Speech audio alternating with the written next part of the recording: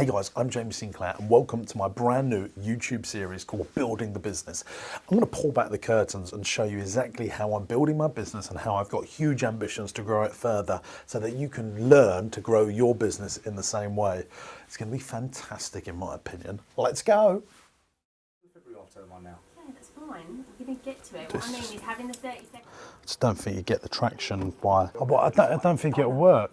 I just don't. I think you need to have a consistent message. Because the paid marketing, so let's pay for what events we've got coming up, otherwise we're going to lose it. Yeah, but so you're going to have to pay more. So if you do a Feb one, that'll be included, and the Easter one will have to pay more. Yeah, which we should. I think we should have multiple events, seasonal events throughout the year. Check our website so that you get in the regular voice and the regular noise. Well, so basically what I've got here, Chad, is my brand new, I'm speaking tomorrow and I don't really trust anyone else's PA equipment because of me. I have all my remote controls and stuff like that. Let's have a little look around. Who we gonna choose? Oh yes. Oh yes. Nah. This is my new idea to save time, just wheel in, wheel out. I've got it all the wrong way round. Everyone's going to be watching this going, God, this guy's really productive. The thing is, I like doing my own sound, you see, Chance. Yeah, because when you speak, it's all about you, isn't it? So it sounds right chauvinistic, and I don't mean it to be, but it really is. So I control my own music. I don't even have a sound person. Do my walk-on music. I have this remote control that fits in my pocket. So, I mean, obviously, if I speak in a really big room, I have to rely on someone else. But I hate it. And every time I do rely on someone else, things go wrong.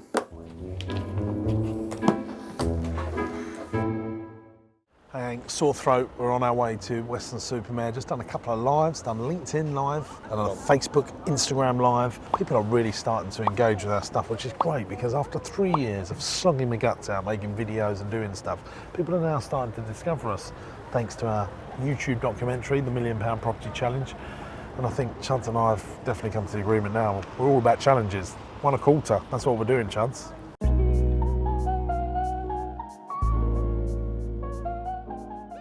Morning is broken. One of my favourite things to do is do my emails and everything in bed. I like to wake up naturally. I am not the guy that likes to get up before the birds. I mean, it's 9:41 and I feel fantastic. Since 7:30, I've been laying here doing my emails on the smartphone. Smartphone. I'm going to get up now. I'm not going to spoil this video by showing everyone my Greek god approach that's underneath these covers. I'm going to get ready and then we're going to go and speak and we're going to teach a load of people how to get customers. I'm looking forward to it.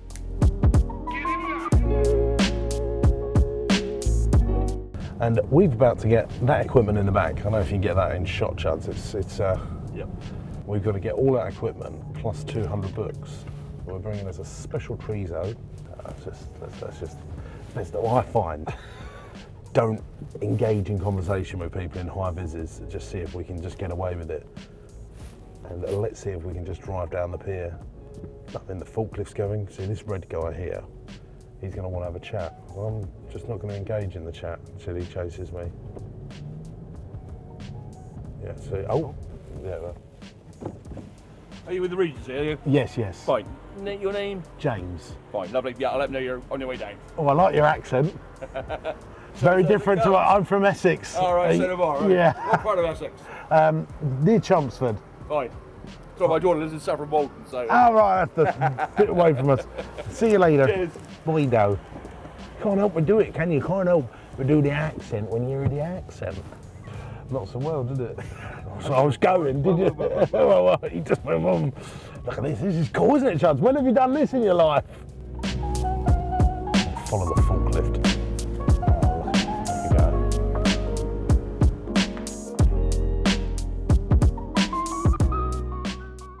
Basically, what I do is I do a keynote when I want to start a new book, and then I keep doing that keynote until I harness it down, and then I turn the keynote into a book.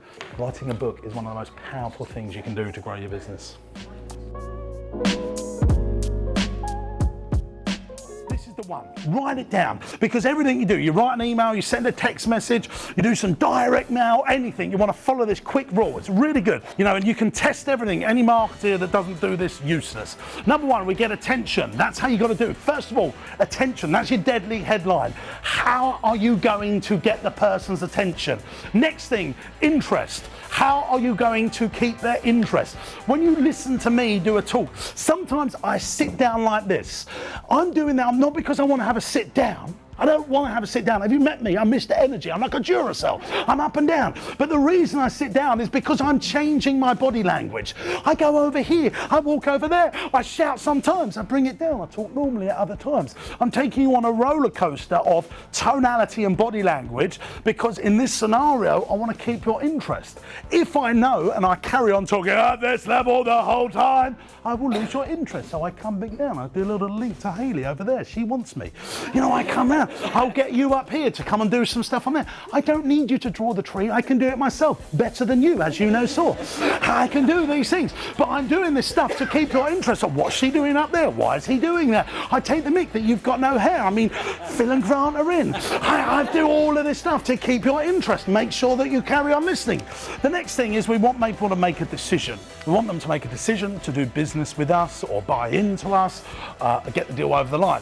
And then the last one is action. How are we going to get them to action now? Because we're in a busy world. I mean, the best thing about this is Beyonce goes live on tour. You know, they do a really cool headline, bit of music, keep your interest in the ad. Decision, I want to go and see Beyonce. The call to action is, you know, because they market very well, that last time these tickets went on sale, they went out in 10 minutes. So you have to action now. Now, what most companies do and what you guys are probably really good at is this section here. Getting people's interest once you've spoken to them and getting them to make a decision. Most people are good at those two, but the A's and the A's, that's where the profit is. Getting people's attention and getting them to action. Most people are not good at that part. You know, guys, once you get the meeting and they like you, you can keep their interest, you get them to make a decision. How can you make them action? What can we do to get them to action right now, before it gets too busy, before someone else muscles in?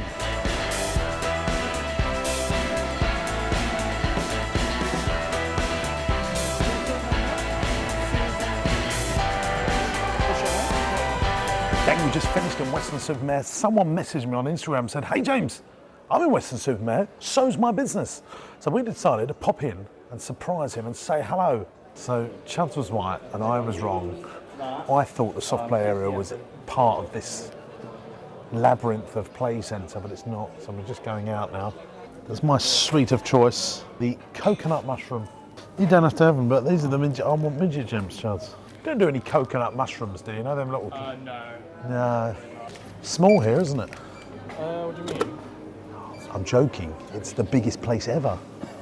Dave, hello. How you doing? You alright? James, Dave, nice to meet you. How you doing? How you doing, mate? You alright?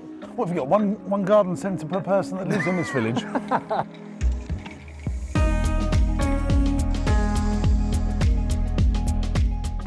But I mean, I would open this as a butterfly house again. Build a visitor attraction here. A few animals and ask him to do a deal for the whole space. Yeah, this would cost you 200 grand to set up a butterfly house. But if you had this and some alpacas and some llamas, maybe a bit of a crazy golf out there, people would pay £10, £12 to come in. That's what I would do. I wouldn't bother expanding the play area. You've got one next door and you'll just be competing for each other's customers. But if you built an outdoor attraction, you would do well here. You know, this would be a beautiful sitting area as a visitor attraction. Yeah, I mean, if you could have a few of these, you build a little miniature zoo. So you've got the birds of prey, you have the butterfly house, and under here you put a little theatre so you can do shows for... If I lived here, I'd be all over this. Yeah. And what's great about an outdoor attraction, you just go every year, you get better and better. You know, so I put some bouncy castles in there, so I'd build an inflatable park in that part. You know, you can get going for 20 grand there. You've got catering there, you got the soft, because that soft play will never, that'll just always make your wages, it'll never make your money. You have a lovely picnic area here. You can even build a little outdoor theatre here.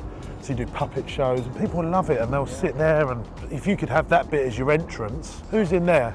And then, you know, I reckon you could do £1 million worth of revenue out of this. Really? And make some good money. You can start with bouncy castles, put some outdoor play in, you would want to try and get this middle bit. That'd be really important for you. And block, so that's all there, so he still gets all his rent there. And then as time goes on, you know, you can take more and more, especially with the birds of prey thing. If you can incorporate that, you've built, you know, a lovely day out. And there's quite a lot of, all this hard standing is brilliant. What is special and unique about here compared to the coffee shop in next door? If you don't know what you want your business to look like when it's finished, you will never meet. That is the primary goal of really successful people, is they think with the end in mind. They know what things are going to look like when they're finished. What you've done here is, you're what I call an ox entrepreneur. In the 3 types of entrepreneurs, you're an ox, and you've seen an opportunity and you've taken it. You're working all the hours God sends you. You're trying to move mountains and you're moving them against all the odds. But the next level of entrepreneur is the eagle. And the eagle doesn't want to run a business. He wants to build a business and get others to run it. He thinks about joint ventures. He thinks about making deals happen, and he will always think with the end in mind. And really, they think like investors, but it's of their own business. And where you're at right now is you're like a managing director of your business. So you're doing the today, but not thinking about tomorrow. And you've got to change that mindset. So you've got to read more books, go to more seminars, you know, consume YouTube, audio books, and then your knowledge power just builds up. But what you've got is experience on your side now.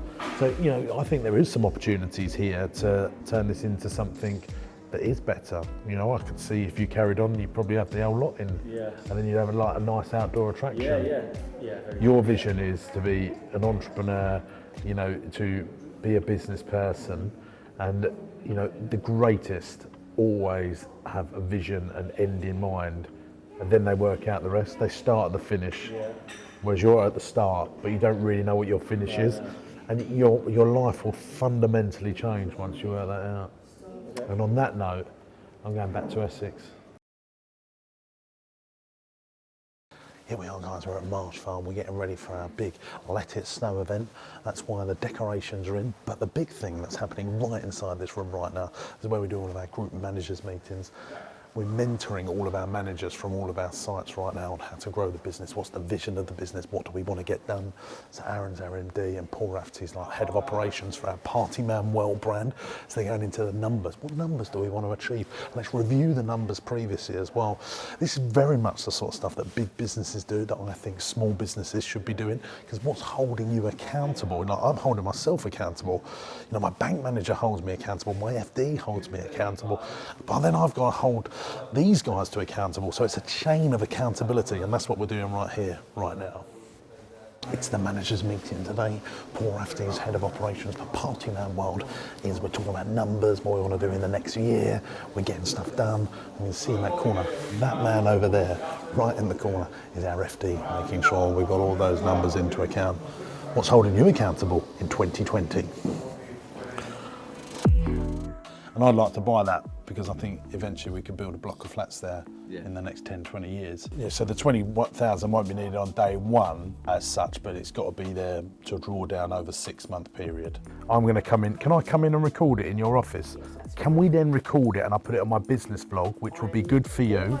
We're up to 250,000 views on YouTube now on the channel. But basically, so we're going to record a 30-second generic ad, then we're going to do the festival ad, because that we'll do a 4-month, you know, we'll start that June, July, August, September, you know, got like competition emails, because I still think, you know, if you can get the right headings and stuff on emails, if you've got that, because, you know, that is real added benefits from them. So we've got a huge database, and we would be, you know, happy to reciprocate that. You know, we would, if we could contra that and say, you know, come on, anything like that where we can add each other value, but reach.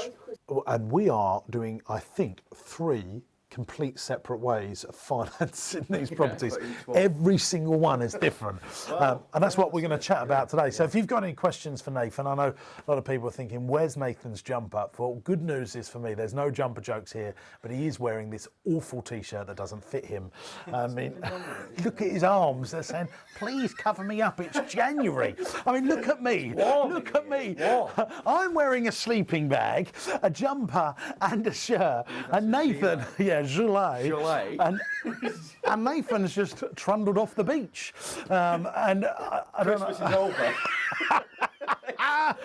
What you'll be able to do there is if you've got 2 freehold properties and you've got a trading profitable business, you'll be able to go to most banks, high street banks, not no sort of sexy bank, and say to them, hey, I've got a profitable business here. I've got 2 freehold properties. I'm a trading business. Can you lend me the money to buy the property that we operate out of? And usually you'll be able to do that with no money in, because a bank will have a relationship with you. You need to tell them that you want to keep the money in the business because you want it for cash flow purposes, because you want to grow the business. So you're going to have to build a case here, but you're going to give them security over your other properties as well.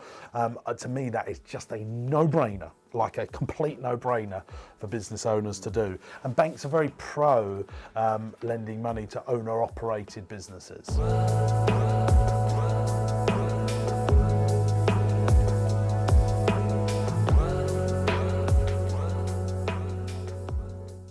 So we're here now because we're looking at buying that building over there. It's an old estate agency that Will, who manages some of my other properties, and who I've known for a long time, used to manage this. And he used to have his own estate agency, and he's closed down and become a mortgage advisor. We're going to try and buy this, reset up as estate agent with Nathan, who's over yonder. There he is. Not wearing a jumper today. Those of you that watch our content regularly will get that. And we're going to go in there and we're going to try and set up a property hub for all the people that come to my property seminars, that want to get mortgages, that want to invest in property, and I'll be a small shareholder in it, Nathan a bigger one, Will the biggest, and we'll be able to help more people get into properties. That's what we're going to go and look, and then I'm going to try and buy the property so that we can reinvest it in the future. Let's go.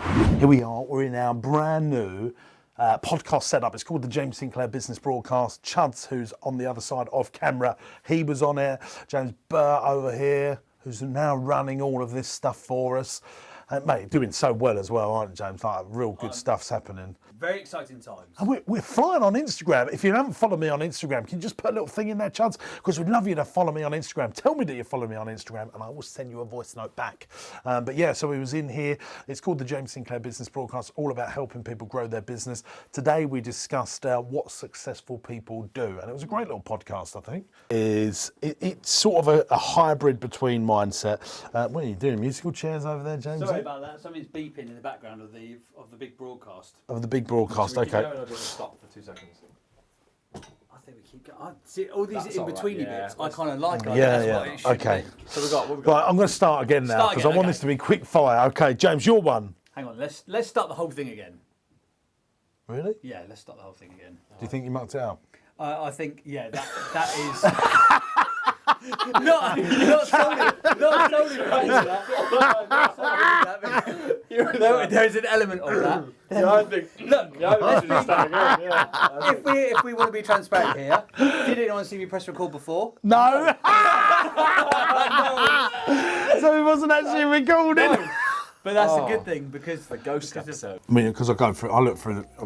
Julie sends me the bank statements, and I log into my app, and I just look of our ins and outs. And I know obviously I'm not doing it like to Sage like you are, but I like going through it. I think, oh, whoa, hello.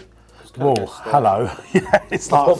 But I don't think we're very good at turning stuff off. The electric as well, I think. So you're saying the electric's 50 grand a year here, but I can walk around here and there's barns left on, lights left on, and it drives me insane. I should moan about it more, but I do come in the mornings, and it's not uncommon for me to find heating still left on. And Julie's doing some of the other bank recs. I'm covering Teddy Tastic, all the invoicing and the bank recs for that and getting up to date. Tracy's doing Sinclair Investments. Guys, hope you've enjoyed episode 1 of Building the Business. We want to make this the best resource for entrepreneurs and people that want to grow their business to grow their business. So we're asking you, comment below in the comments, what do you want us to put into this doc that you think you'd like to see more behind the scenes of to help you? Please let us know, because we want to make this the best thing on YouTube, and we need your comments to help us understand it. And if you're new here, make sure you hit subscribe to the channel so you're notified when we bring out great new videos to help grow your business. See you soon, next week in fact. Hope you enjoyed that video to help grow your business. It gets better because you can watch more of my videos by clicking here, and don't forget to subscribe to the channel by clicking here. And for the grand finale, why don't you come and see me at one of my events, one of my seminars to help grow your business. You can find out all the details in the video description or go to jamessinclair.net.